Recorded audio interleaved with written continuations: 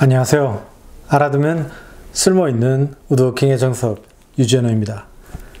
우드워킹에 사용되는 재료라는 크다란 주제 아래서 첫 번째로 5편의 동영상을 통해서 나무의 속성에 대해서 다뤄보았습니다. 두 번째로 나무 제품에 대한 주제로 시작하겠습니다.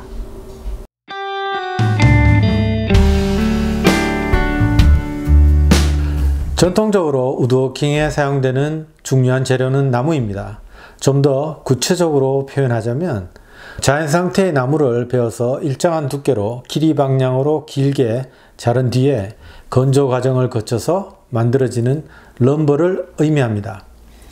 그런데 오늘날 우드워킹 현장에서는 전통적으로 사용되던 럼버 이외에 새로운 종류의 다양한 나무 제품이 사용되고 있습니다. 이러한 새로운 종류의 나무 제품은 대체로 일정한 두께를 가진 넓은 판재 형태를 가지고 있죠. 제가 그 중에 한 가지를 소개한다면 이 제품은 그 파티클 보드의 양면에 화이트 오크라는 나무 품종을 1mm 정도의 두께로 얇게 만들어서 이 겉면에 붙인 제품이 되겠습니다. 이러한 새로운 종류의 나무 제품이 우드워킹 현장에서 널리 사용되면서 우드워킹 현장에서는 전통적으로 럼버를 가공하던 작업 방법과는 또 다른 형태의 작업 방법이 등장하게 되었고, 뿐만 아니라 디자인 단계, 그리고 이러한 재료를 가공하는 가공 방법, 그리고 마감 작업, 심지어 설치 작업에 이르는 우드워킹의 전 과정에 걸쳐서 직접적으로 영향을 미쳐서 많은 변화를 가져왔습니다. 그리고 앞으로도 이러한 변화는 계속될 것으로 예상됩니다. 이러한 배경에서 볼 때 우드워킹에서 사용되는 나무 제품에 대해서 살펴보는 것은 의미가 있을 것입니다. 저는 우드워킹에 사용되는 나무 제품을 세 가지로 구분하고 싶은데요.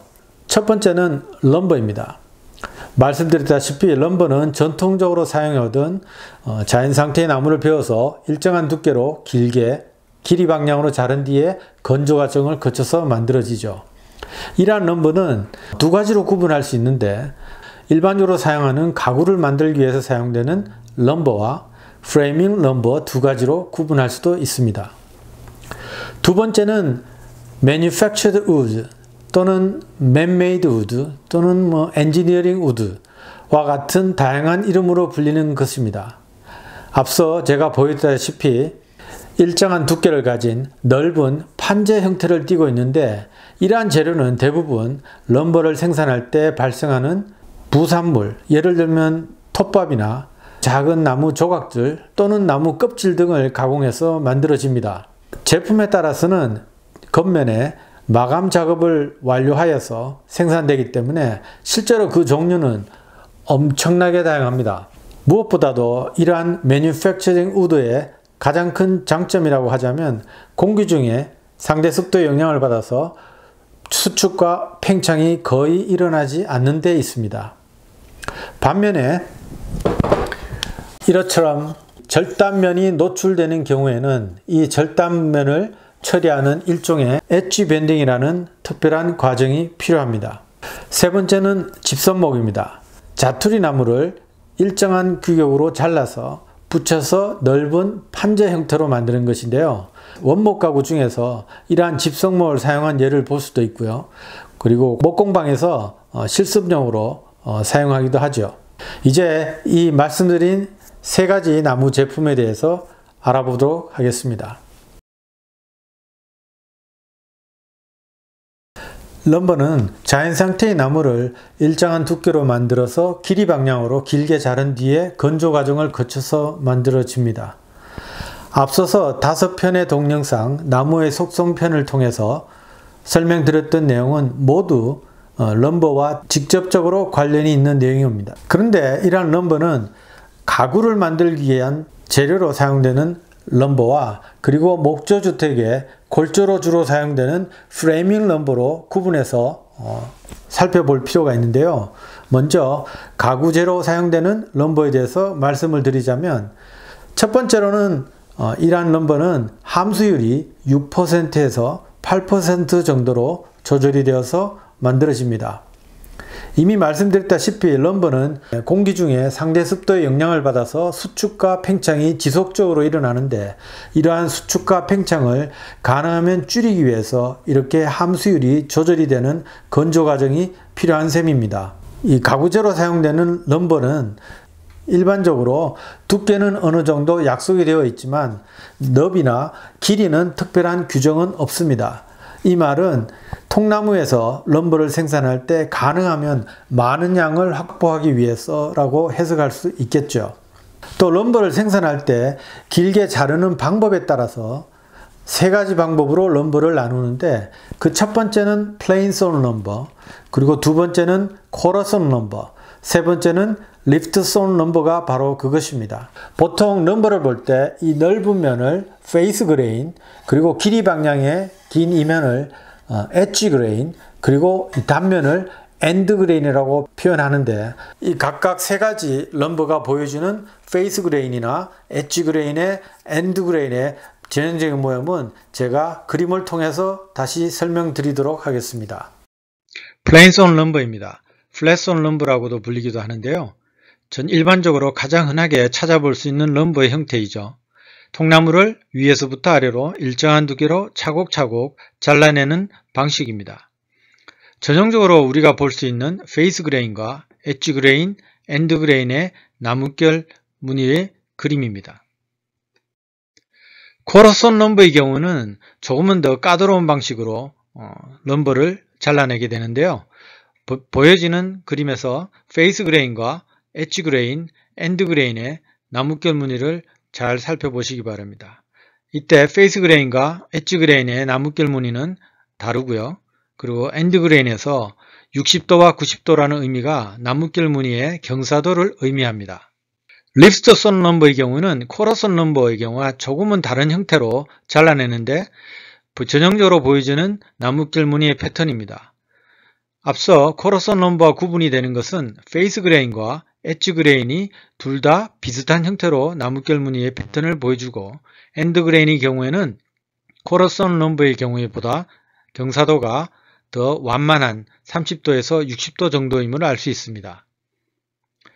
이 세 가지를 한꺼번에 비교해 보자면 플레인 썬 럼버의 경우는 쉽게 쿼러 썬 럼버와 리프트 썬 럼버와 구분이 페이스 그레인을 통해서 알아차릴 수 있습니다.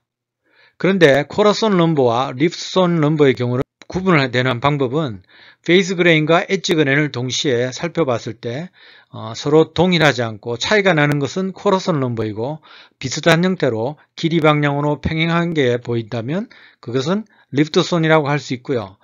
또 한 가지 방법은 엔드 그레인을 봤을 때 나뭇결 무늬의 경사도가 더 완만한 것이 리프트 썬 럼버임을 알 수 있습니다. 그런데 이렇게 번거롭게 세 가지 방법으로 럼버를 생산하는 이유에 대해서 한번 생각할 필요가 있을 것입니다. 그 첫 번째 이유를 생각해 보면 아무래도 페이스 그레인이나 엣지 그레인에 보여주는 나뭇결 무늬에 있다고 볼 수 있는데요. 예를 들어 보자면 식탁 테이블에 네 기둥을 생각해 보면 네 면이 모두 노출이 되기 때문에 리프트 썬 럼버를 사용한다고 치면 다리 기둥에 보여지는 네 면의 나뭇결 무늬는 길이 방향으로 평행한 나뭇결 무늬를 보여주기 때문에 더욱더 세련되고 매력적일 것입니다. 또 다른 예를 들어보자면 미국의 유명한 우드워커인 구스타프 스티클리라는 분이 계신데, 이분이 만든 가구를 한 점 보면서 설명을 드리죠. 사진에서 보여드리는 이 가구는 미국의 유명한 우드워커인 구스타프 스티클리라는 분이 만든 것인데, 전면에 보이는 왼쪽과 오른쪽에 문에 보이는 드라마틱한 문양이 바로 화이트오크의 쿼러 썬 럼버에서 찾아볼 수 있는 무늬 패턴인데요. 레이 플레이크라고도 부르는 문양입니다. 두 번째 이유를 생각해 보면 쿼러 썬 럼버나 리프트 썬 럼버는 상대적으로 플레인 썬 럼버에 비해서 안정적이라는 말을 하기도 합니다. 바로 그 이유는 공기 중에 상대 습도의 영향을 받아서 수축과 팽창이 일어나는 게 럼버이지만, 수축과 팽창의 정도는 나뭇결 무늬 방향과 매우 밀접한 관계가 있죠. 세 가지 럼버인 플레인 썬 럼버, 리프트 썬 럼버, 쿼러 썬 럼버를 수축과 팽창이라는 관점에서 비교 설명해 보겠습니다. 앞서서 나무의 속성편에서 공기 중의 상대 습도의 변화에 따라서 나무는 끊임없이 수축과 팽창을 반복하는데 이러한 수축과 팽창의 정도는 나뭇결 무늬의 방향과 매우 직접적으로 관련이 있다고 말씀을 드렸습니다. 나뭇결 무늬의 접선 방향인 탄젠셜 방향은 나뭇결 무늬의 방사 방향인 레디얼 방향보다 2배 더 크게 수축과 팽창이 일어난다고 말씀을 드렸죠. 제가 색깔로서 빨간색은 접선 방향, 방사 방향은 파란색으로 표시를 해본다면 플레인솔 럼버의 경우에는 페이스 그레인에서 너비 방향이 바로 나뭇결 무늬의 접선 방향이 되겠죠. 반면에 리프트솔 럼버나 쿼러솔 럼버의 경우에는 나뭇결 무늬의 방사 방향이 됩니다. 당연히 플레인솔 럼버의 두께 방향은 방사 방향이지만 리프트솔 럼버나 쿼러솔 럼버의 경우에는 두께 방향이 나뭇결 무늬의 접선 방향이 됩니다. 자, 그렇다면 식탁 테이블을 생각했을 때 식탁 테이블의 상판을 여러 장의 럼버를 붙여서 만든다고 하죠. 그렇다면 당연히 리프트솔 럼버나 쿼러솔 럼버를 여러 장 붙이는 경우라면 훨씬 더 플레인솔 럼버보다 수축과 팽창이 적게 일어나겠죠. 그래서 리프트솔 럼버나 쿼러솔 럼버가 플레인솔 럼버에 비해서 안정적이라는 표현을 하는 것입니다. 이 정도로 일반적으로 가구를 만들기 위한 용도로 사용되는 럼버에 대해서 설명을 드렸고요. 이야기를 이어서 프레이밍 럼버에 대해서 말씀드리겠습니다. 미국이나 캐나다, 즉 북미에서는 아직도 많은 주택들이 나무로 지어지는 목조주택입니다. 이때 뼈대로 사용되는 것이 바로 프레이밍 럼버라고 부르죠. 굳이 이러한 프레이밍 럼버와 일반적으로 사용된 럼버를 구분하는 이유가 2가지 정도 있는데요. 그 첫 번째는 함수율의 차이입니다. 즉 일반적인 럼버가 함수율이 6에서 8% 정도로 생산되지만 이러한 프레이밍 럼버의 경우에는 함수율이 약 15% 정도로 생산이 됩니다. 그 이유를 생각해 보면 뼈대로 사용되는 이러한 프레임 럼버가 목조주택이 지어지긴 동안에 상당 기간 동안은 그 외부에 노출이 돼서 때로는 비를 맞거나 눈을 맞는 경우가 생기겠죠. 이것을 생각해 보면 어느 정도 이해가 될 것 같습니다. 두 번째는 규격이 있다는 차이인데요. 앞서 일반적인 럼버에는 일반적으로 두께는 어느 정도 약속이 되어 있지만 그 폭이나 길이는 특별한 약속은 없다고 말씀을 드렸는데요. 프레이밍 럼버의 경우는 두께나 폭이나 길이에 어떠한 규격이 있습니다. 프레이밍 럼버 중에 가장 널리 많이 사용되는 제품이 아마 2x4일 텐데요. 제가 2x4를 보여드리자면 이게 바로 2x4인데요. 여기서 말하는 2라는 게 두께가 2인치, 그리고 4는 너비가 4인치라는 의미입니다. 그런데 실제로 재보면 두께는 2가 아니고 1.5인치고 너비는 4인치가 아닌 3.5인치, 즉 그 숫자에 비해서 0.5인치가 작죠. 그래서 2x6라고 그러면 실제로 두께는 1.5인치, 너비는 5.5인치가 되는 것입니다. 그리고 이와 같은 프레이밍 럼버는 대부분 소프트우드, 즉 침엽수로 만들어지는데요. 예를 들어보자면 스프러스나 퍼나 파인과 같은 이러한 품종들이 많이 사용됩니다. 이것으로 이번 동영상은 마치고요. 다음 동영상에서는 럼버에 대한 이야기를 좀 더 이어가도록 하겠습니다. 시청해 주셔서 감사합니다.